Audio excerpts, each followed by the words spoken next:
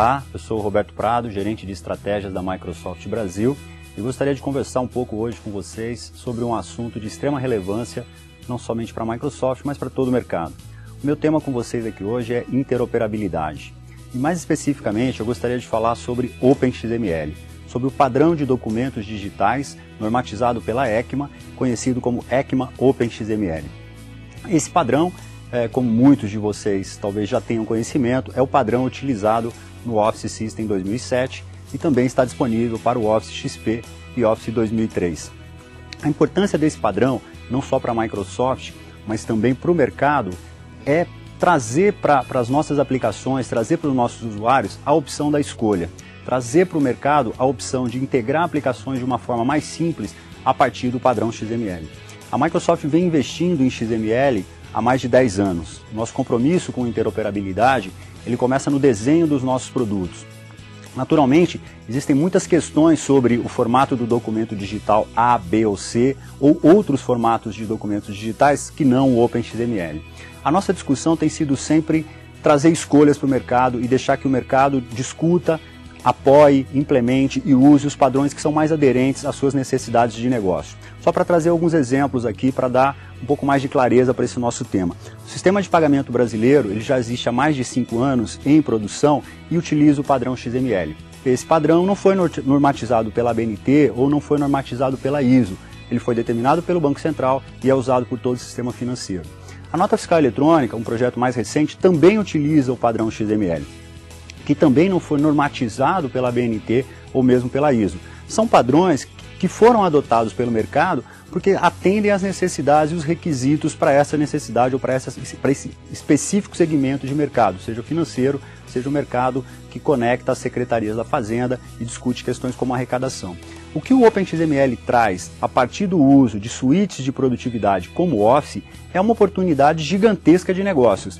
Pensem, por exemplo, em aplicações de workflow que você pode fazer integrando planilhas eletrônicas, documentos produzidos no Word ou um simples PowerPoint com o seu sistema de gestão, com as suas aplicações web, com o seu workflow.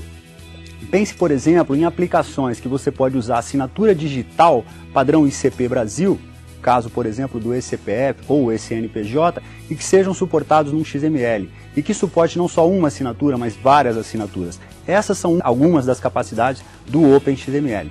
Muitas pessoas perguntam, Prado, mas se já existe um padrão XML para documentos digitais, por que outro? Afinal, já existe o ODF, que é um padrão ISO.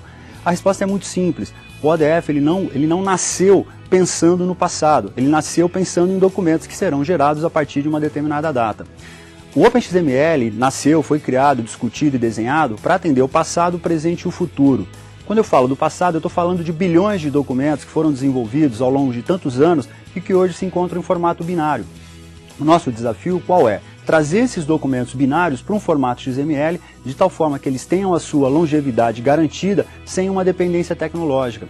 Então nós estamos trazendo a possibilidade da compatibilidade com o legado, estamos trazendo a compatibilidade com requisitos de segurança do Brasil, leia-se aqui ICP Brasil, e estamos trazendo a oportunidade de colocar na nossa aplicação recursos de acessibilidade para pessoas com necessidades especiais. Então o nosso compromisso não é simplesmente colocar o XML, mas é trazer uma conexão com o passado e uma conexão com a inovação futura. Agora vamos refletir um pouquinho por que eu deveria implementar soluções a partir do OpenXML nas minhas aplicações. Eu costumo dizer o seguinte, às vezes você tem soluções muito simples que estão baseadas em web, você tem uma interface na web, uma simples web page, e você não dá ao seu cliente final uma opção de exportar aqueles dados para um formato aberto. Muitas vezes isso é difícil porque você precisa exportar para formatos proprietários. Eu tenho pedido aos parceiros, tenho pedido aos nossos clientes, e os clientes são muito receptivos a isso, que procurem criar opções de saída nos seus sistemas que usem o formato OpenXML. Nós temos vários exemplos já prontos, disponíveis no nosso site codeplex.com/NDOS. Esses exemplos são públicos, nós temos desenvolvido isso num formato open source, vocês podem fazer download, podem utilizar, podem dar feedback. Nós queremos sim que vocês utilizem, aprendam, tenham uma boa experiência com esse padrão e nos ajudem a sensibilizar, sejam entidades de normatização, sejam influenciadores, que esse é um padrão, assim como outros que existem no mercado, que traz para o usuário, que traz para o mercado uma nova opção de escolha. Nós entendemos que não existe ou não existiu até o momento um único padrão que pudesse resolver todas as necessidades do mercado. É por isso que a gente convive com tantos padrões até hoje e talvez ainda vá conviver por muito tempo. Existem diferentes perspectivas sobre o mesmo tema, mas existe um ponto em comum, que é a questão da oportunidade. Em alguns sites ou em algumas listas de discussão, eu tenho observado que muitas pessoas tentam confundir um pouquinho a questão do open source ou do software livre com open standard ou com padrões abertos.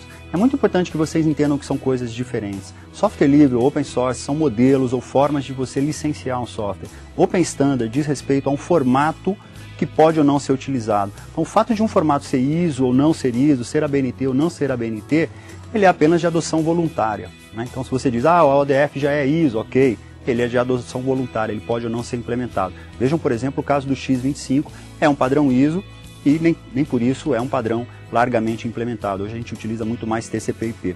Para encerrar, gostaria de deixar com vocês alguns links que são muito importantes para nós, e através desses links que nós temos distribuído informação sobre esse assunto. Um deles é o porta25.com.br, é o nosso site onde a gente diariamente publica posts, recebe comentários. Convido vocês a visitar o site, colocar sua contribuição, dar o seu feedback. Um outro site muito interessante é o codeplex.com/NDOS, é um site onde nós temos publicado projetos open source, existem vários exemplos sobre projetos OpenXML. E por último, o OpenXMLDeveloper.org, um site onde você tem a especificação do OpenXML e também vários exemplos de uso, vários casos de sucesso de implementação.